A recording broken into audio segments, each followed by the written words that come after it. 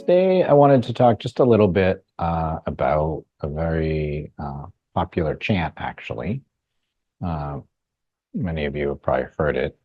Goes like this in Sanskrit. Asato Maa, Sad-Gamaya, Tamaso Maa, Jyotir-Gamaya, Mrtyor-Maa, Amrtam-Gamaya. Short. And in English, it's something like this. Lead us from the unreal to real. Lead us from darkness to the light. Lead us from the fear of death to the knowledge of immortality. It's a chant that's been chanted in yoga traditions for a very long time. It is an old chant, and it's really lovely. I mean, I would definitely call it a greatest hit with these kinds of chants. It's an ask, it's a prayer, and it's instructional. So on first reading or listening, we might say to ourselves, yeah, I I want light, not darkness. That sounds good. I want peace and joy. I don't like fear. Fear kind of sucks. So I'm in. Like, show me the way. Like I like this chant. Simple. That's probably why it's so popular. And that's what the chant's about. And it points to something which is really important in our practice, which is that fear is a root cause of much of our suffering. And I'm guessing we probably all know this, and we experience it all the time. Of course, we don't have fears. We know that we're wired to be afraid of things and that it can also be helpful, especially at keeping us out of bad situations. We don't walk into the street without looking. We don't jump out of planes without proper training. We use our fear to keep us safe all the time, but fear sneaks its way in everywhere. And in the Yoga Sutras, it mentions that fear can dominate the mind of even the wise, is the quote. So even in people who have practiced a long time, know a lot about themselves, are skilled, if you want to look at it that way, at spiritual practice, here's this fear problem. But we don't need to suffer from this fear, and fear doesn't need to suppress our light and joy and our pursuit of happiness, if you like that word. It doesn't have to be that way. And so then the question becomes, well, how do we achieve that? How do we get out of this sort of fear cycle, or at least understand fear enough so that it's not dominating our experience? And there are some clues in this really three-line verse. In the first part, the English translation that I like has these words, unreal to real. So what's the unreal? The unreal is our perception when we're not informed by the present. It's our perception when we're not in the now, we're not being informed by what is happening in real time. So when we're driven and informed by worries or by filters our mind has developed from past experiences, we aren't present. We are literally living in the unreal. And this is why we might want to meditate. Training the mind to see what's happening in real time is part of what meditation is about. In our method, we have tranquility and grounding practices that do just this. They involve chanting, they involve the thing we just did, watching our breath, right? Noticing our awareness move up and down, different types of concentration techniques. They're all different ways to bring the mind into alignment with the present moment. And when we do this regularly, we get better at it. And probably part of that better is that we get faster at it. The mind course corrects quicker.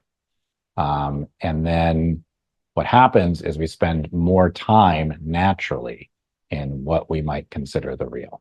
In the second line, it mentions this darkness to light, which you could look at it a bunch of different ways, but one way would be darkness is really ignorance of the full potential of our mind. It's not negative per se, it's more like a lack of awareness.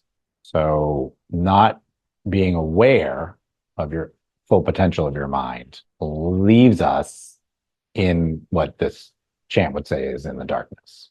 So awareness and pranic practices, especially those pranic practices that are in the like sort of second section of our meditation course, help us achieve a fuller, broader awareness in general. They help us achieve broader awareness states.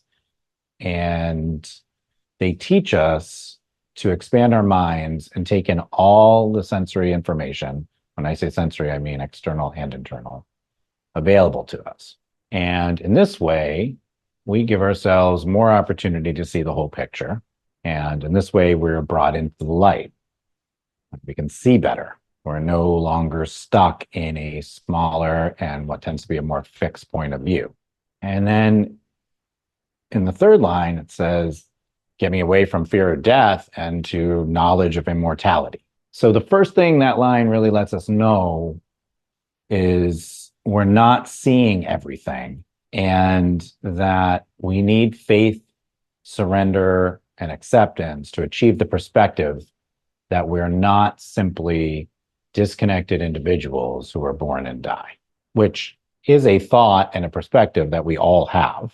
But with surrender practices, we gradually expand our awareness of our interconnectivity. So of course we die, obviously. But as part of a great whole, you know, even in a smaller way, like maybe our family, or in a bigger way, like part of all of humanity, or in the biggest way, part of all nature, we don't die. It's kind of easy to accidentally get really literal when you look at these things. Do I die or not die? And, you know, I would encourage us not to do that. But in this way, we don't die. And if we can accept this and understand this, feel this, we find that joy and light that we all desire, because the fear of death is lessened.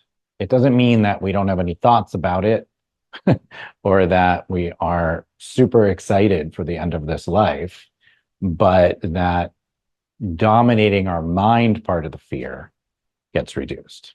And it becomes more clear to us that we are like nature and that we move through cycles. And most importantly, that we wouldn't want it any other way.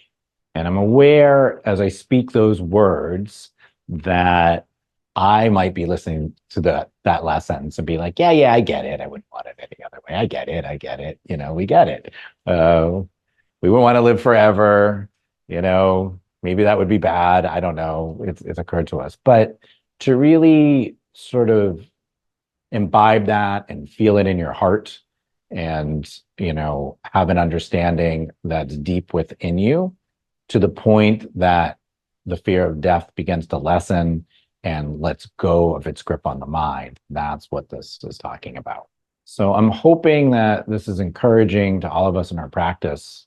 Peace and joy and light are outcomes of moving into the present, expanding our awareness, and surrendering to our natural place really in the universe. And it's available to all of us. One of the things I love about us personally is that it's available to all of us in different ways at different times.